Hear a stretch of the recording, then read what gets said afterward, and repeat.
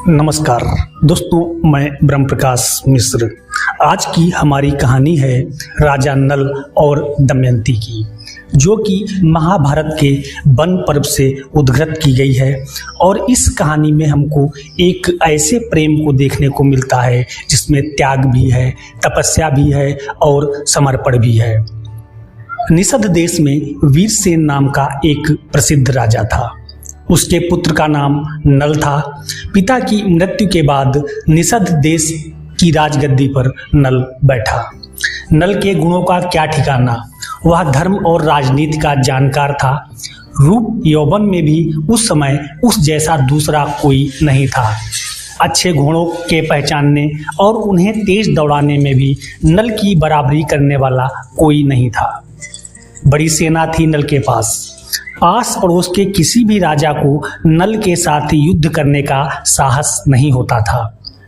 हाँ, उसमें एक अवगुण भी था और इसी अवगुण के कारण नल को एक ऐसी विपत्ति झेलनी पड़ी जैसी कि किसी ने न झेली हो। यह अवगुण था जुआ खेलने का। इन्हीं दिनों विदर्भ देश में भीम नाम का एक राजा राज्य करता था। वह भी बड़ा पराक्रमी था। राजा भीम के कोई संतान नहीं थी, इसलिए वे संतान के लिए चिंताकुल रहते थे। एक दिन दमन नामक ब्रह्मर्षि राजा भीम के यहाँ पधारे। राजा और रानी ने ब्रह्मर्षि दमन का बहुत ही स्वागत सत्कार किया। तपस्वी दमन ने प्रसन्न होकर राजा को संतान होने का आशीर्वाद दे दिया। समय पाकर राजा भीम के एक कन्या और 3 पुत्र हुए। उन्होंने कन्या का नाम दमयंती और पुत्रों के नाम दम, दांत और दमन रखे। दमयंती अपने रूप और सील के कारण प्रसिद्ध हो गई। तीनों पुत्र भी अपने बल पौरुष में बेजोड़ थे। जब दमयंती की अवस्था विवाह योग्य हुई तो राजा भीम को योग्य वर खोजने की चिंता होने लगी।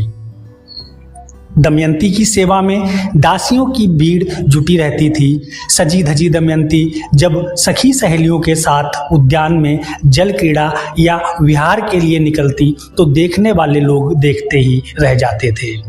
देखने वाले लोग कहते थे कि इससे पहले उन्होंने ऐसा अद्भुत रूप और यौवन कभी नहीं देखा। सुंदरता में, गुणों में और पौरुष में नल जैसा भी कोई दूसरा राजकुमार नहीं था। देखने वाले यही कहा करते थे कि यह तो कामदेव का ही अवतार है। उसकी प्रसिद्धि भी चारों ओर फैल गई। लोग नल से दमयंती के रूप यौवन की प्रशंसा करते और दमयंती से नल के रूप और गुणों की। इस तरह एक दूसरे के रूप, गुण, सील की प्रशंसा सुनते सुनते बिना देखे ही वे एक दूसरे को चाहने लगे। नल और दमयंती का आपस में प्रेम दिनों दिन बढ़ता गया। दमयंती को देखने के लिए नल की व्याकुलता बढ़ने लगी। एक दिन दमयंती के बारे में सोचता हुआ नल महलों से निकलकर राज उद्यान में चला गया और वहां जलाशय के किनारे हथेली पर सिर टिकाए दमयंती के बारे में बैठा सोचता रहा। राजा ने अपने पास ही सुनहरे पंखों वाले हंसों का एक दल देखा। वे हंस नल को बहुत प्रिय लगे। नल ने उनमें से एक हंस को किसी तरह पकड़ लिया। नल प्यार से हंस की गर्दन और पीठ को सहलाने लगा तो हंस ने मनुष्य जैसी वाणी में नल से कहा, हे नल, आप मुझे छोड़ दें तो मैं विदर्भ की राजकुमारी दमयंती के पास जाकर आपकी ऐसी प्रशंसा करूंगा कि वह आपके सिवा कि दूसरे किसी पुरुष को अपने मन में जगह नहीं देगी। नल ने उस विचित्र हंस को छोड़ दिया। वह तुरंत हंसों के दल में जा मिला। फिर हंसों का वह दल वहां से उड़ा और विदर्भ देश के राजभवन के उद्यान में जा उतरा। दमयंती अपनी सखियों और दासियों के साथ उद्यान में घूम रही थी। उन सुनहरे पंखों वाले अद्भुत हंसों को देखकर दमयंती के मन में उन्हें पकड़ने की इच्छा हुई। अब तो सभी सखी सहेलियां हंसों को पकड़ने के लिए उनका पीछा करने लगी। दमयंती भी एक सुंदर हंस को पकड़ने की चेष्टा करने लगी। दमयंती ने अपना दुपट्टा फैलाकर एक हंस के ऊपर डाल दिया और हंस को पकड़ लिया। यह हंस तो वही था जो नल से दमयंती के बारे में वचन देकर आया था। वह भी दमयंती से बात करना चाहता था। संभवतः तभी तो जानबूझकर वह दमयंती की पकड़ाई में आ गया था। वह हंस दमयंती से बोला, राजकुमारी दमयंती, मुझे छोड़ दोगी तो मैं तुम्हारा मन चाहा एक काम करूंगा। मैं जानता हूं कि तुम मन से राजा नल को चाहती हो। वह तुम्हारे हृदय में बस चुका है। बात है भी ठीक, वह सचमुच तुम्हारे योग्य है और तुम उसके योग्य हो। हम तो ठहरे राजहंस, इधर से उधर उड़ते रहते हैं, हमसे कुछ छुपा थोड़े ही है। यदि तुम राजा नल की पत्नी बन जाओ तो समझो कि तुम्हारा जन्म सफल हो गया। हमने भी बहुत दुनिया देखी है, पर नल जैसे रूप और गुण वाला तो मनुष्यों में क्या, यक्षों, गंधर्वों और देवताओं में भी नहीं मिलेगा। तुम मुझे छोड़ दो तो मैं तुम दोनों की जोड़ी मिलाने में सहायक हो सकता हूँ। दमयंती ने इस दिव्य हंस को तुरंत ही छोड़ दिया। वह दिव्य हंस यहाँ से उड़कर फिर निषद देश में गया और राजा नल को बताया कि जिस तरह आप दमयंती के लिए व्याकुल हैं, उसी तरह दमयंती भी आपके लिए व्याकुल है। मैंने उसे आपके बारे में सब कुछ बता दिया है। वह केवल आपको चाहती है। अब आप जैसा उचित समझें करें। यह कहकर हंस उड़कर अपने दल में जा मिला। हंस से नल की प्रशंसा सुनकर दमयंती की व्याकुलता बहुत बढ़ गई। उसे दिन में भूख नहीं लगती और रात को नींद नहीं आती। स्वर्ण कांति जैसा उसका चेहरा पीला पड़ने लगा। वह न अच्छे कपड़े पहनती और न गहने। जब देखो तब हथेली पर सिर रखे अपने आप में डूबी कुछ सोचती ही रहती। सहेलियों से भी बात नहीं करती और लंबी सांसें लेती रहती। उसकी पलकें हमेशा भीगी रहती। दमयंती की ऐसी दशा देखकर सहेलियों ने उसके मन की बात जाननी चाहिए, पर वह तो कुछ बोलती ही नहीं। दासियां स्नान, श्रृंगार, भोजन, शयन के लिए कह कहकर थक जाती, पर दमयंती को किसी बात के लिए भी राजी न कर पाती। राजा भीम को पुत्री के अस्वस्थ होने की बात मालूम हुई तो उसने राज वैद्य को बुला लिया, पर वैद्य बेचारा क्या करता। औषधि से ठीक होने वाला कोई रोग उसे था ही नहीं।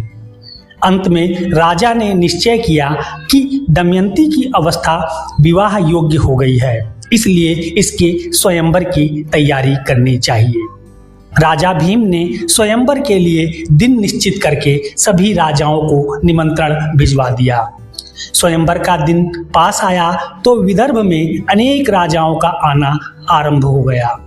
कोई सजे हाथी पर बैठकर चला आ रहा है तो कोई बढ़िया घोड़ों वाले रथ पर। सारी राजधानी में स्वयंवर की तैयारी के लिए हलचल मच गई। सड़कें, बाजार और भवन सजने लगे। स्वयंवर के लिए विशाल मंडप रचा गया। आने वाले राजाओं को ठहराने के लिए उचित व्यवस्था की गई। बहुमूल्य वस्त्राभूषणों से सजे हुए एक से बढ़कर एक सुंदर राजकुमार और राजा राजधानी की शोभा बढ़ाने लगे।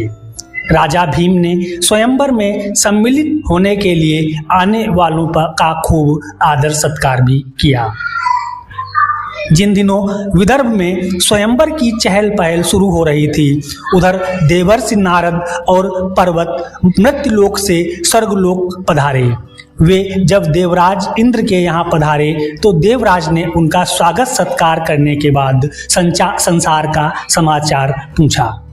महर्षि नारद ने उन्हें बताया कि मृत्युलोक में आजकल विदर्भ राजकुमारी दमयंती का स्वयंवर होने वाला है। उन्होंने बताया कि राजकुमारी दमयंती अपने रूप, यौवन और शील में बेजोड़ है, इसलिए सभी राजा और राजकुमार उसे पत्नी के रूप में प्राप्त करने की इच्छा से विदर्भ में एकत्र हुए हैं।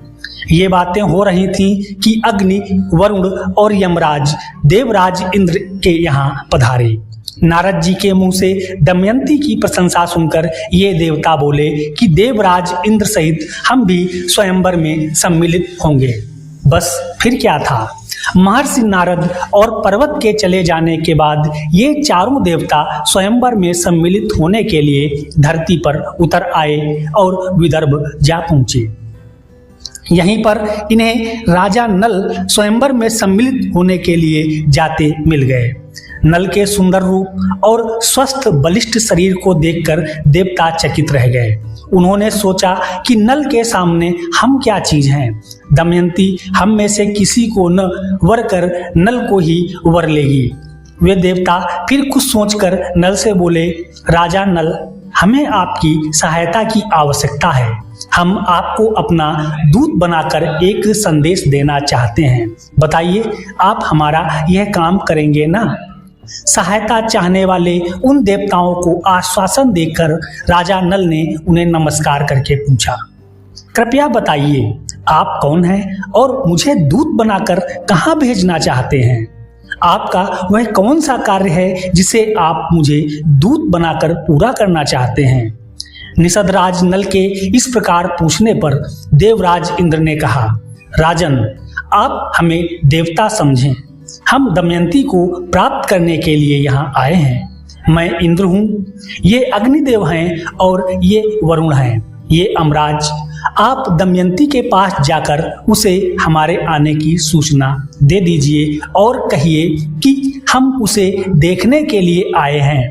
हम चाहते हैं कि स्वयंवर में वह हम चारों में से किसी एक का वर्ण करे।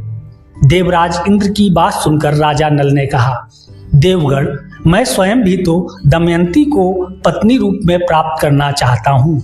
मैं भी तो स्वयंवर में सम्मिलित होने जा रहा हूँ। इसलिए जिस दमयंती को मैं प्राप्त करना चाहता हूँ उसे प्राप्त करने के लिए आप मुझे ही दूत बनाकर न भेजिए।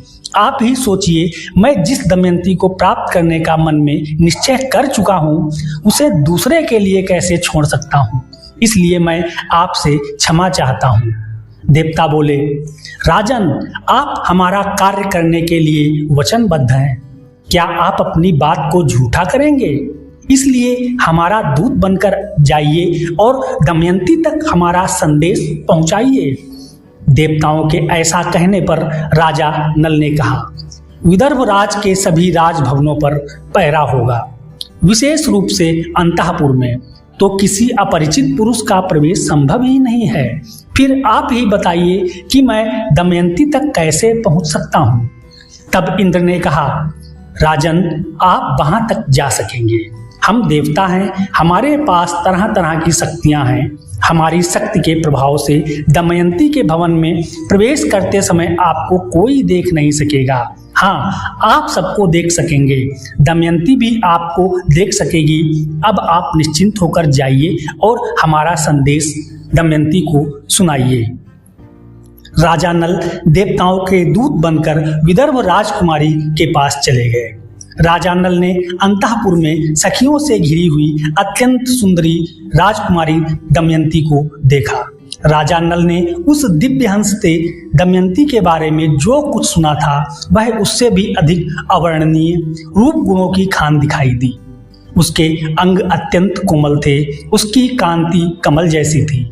बड़ी बड़ी आंखें और पतली कमर देखकर चंद्रमा भी लजा जाए, ऐसी उसके मुख की शोभा थी। मंद मंद मुस्कुराती वह सखियों से हास परिहास कर रही थी। उस रूप लावण्य की मूर्ति को देखते ही नल का शरीर रोमांचित हो उठा। अपनी प्रिया के प्रथम दर्शन के समय नल के मन में उसे पत्नी रूप में प्राप्त करने की इच्छा और भी प्रबल हो गई। पर इस समय तो नल देवताओं के दूत बनकर ही यहाँ आए हुए थे, अपने काम के लिए नहीं। नल को अपना कर्तव्य याद हो आया और उसने अपने मन के समस्त भावों को दबा दिया। एक अत्यंत रूपवान पुरुष को वहां आया देखकर दमयंती की सखियां और दासियां चकित रह गईं। दोस्तों, आज के इस एपिसोड में इतना ही। मिलते हैं कहानी के अगले हिस्से को अगले एपिसोड में सुनने के लिए।